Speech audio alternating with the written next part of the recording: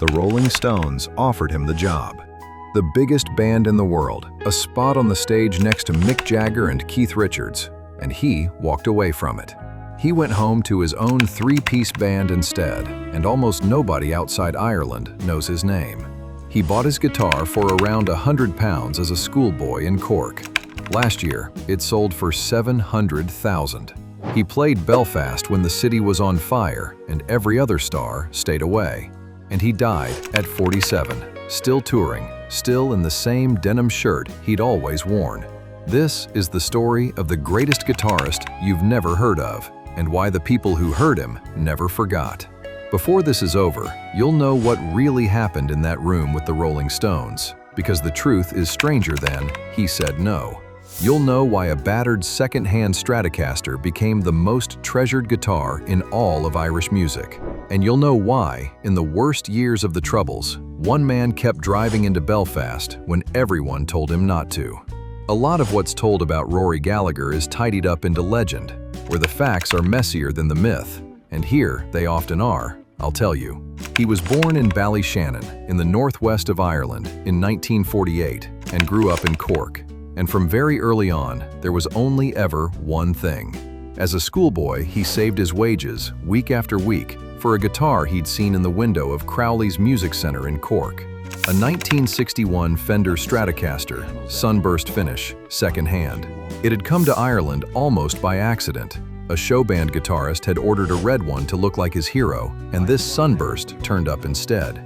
It may have been one of the very first Stratocasters ever to reach the country.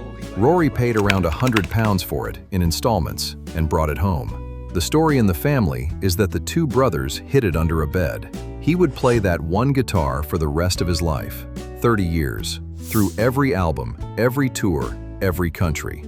And it would very nearly be taken from him before his career had even begun.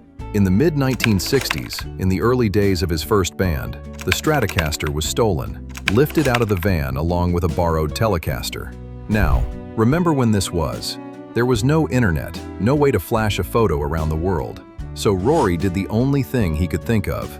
He went to Irish television, to a program called Garda Patrol, a kind of police appeal show, and begged them to put the guitar on air.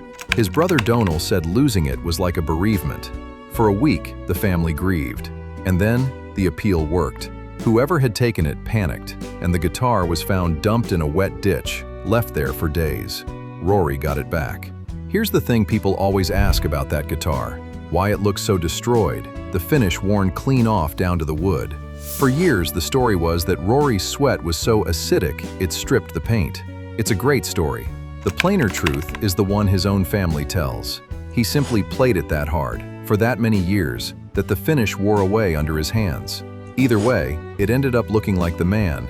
No polish, nothing for show, everything used. From the day it came back out of that ditch, he almost never let it leave his sight. By 1975, Rory Gallagher was a serious name. His live album Irish Tour 74 had made him one of the most respected guitarists in Europe. And that's when the phone rang in the family home in Cork after midnight. These were the years of the Troubles, and a strange voice on the line in the small hours genuinely frightened them. The family's first thought was a kidnap threat, but it wasn't. It was Ian Stewart, the Rolling Stones' right-hand man. Mick Taylor had quit.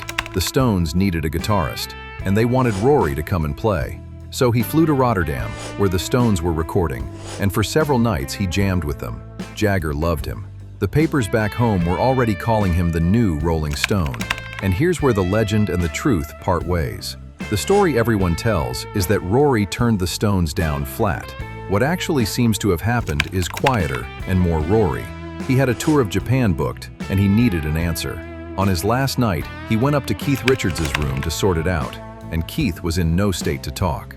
So, Rory got on the plane to Tokyo the next morning without a decision, figuring that if they truly wanted him, they'd ask properly. They never quite did. They chose Ronnie Wood instead. But listen to what he did next.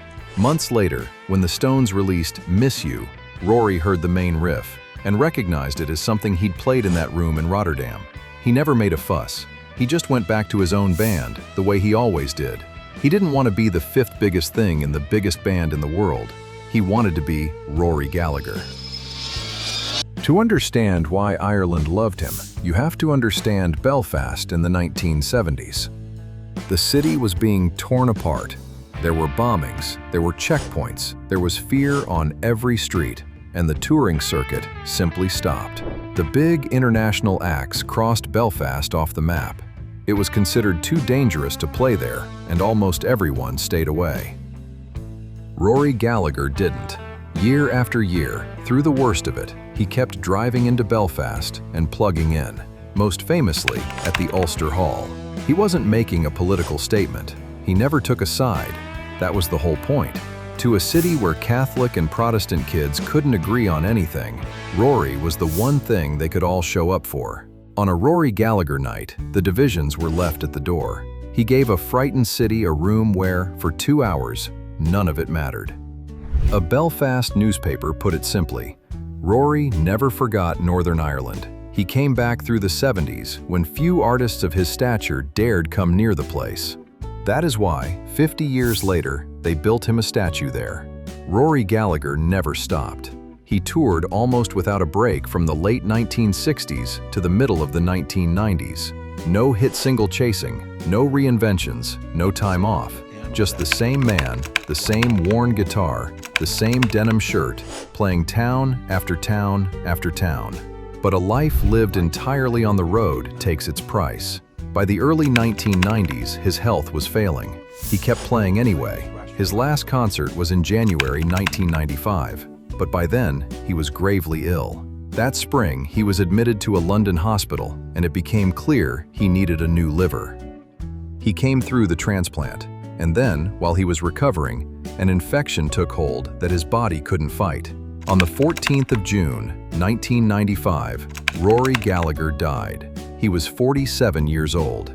He had never married, had no children.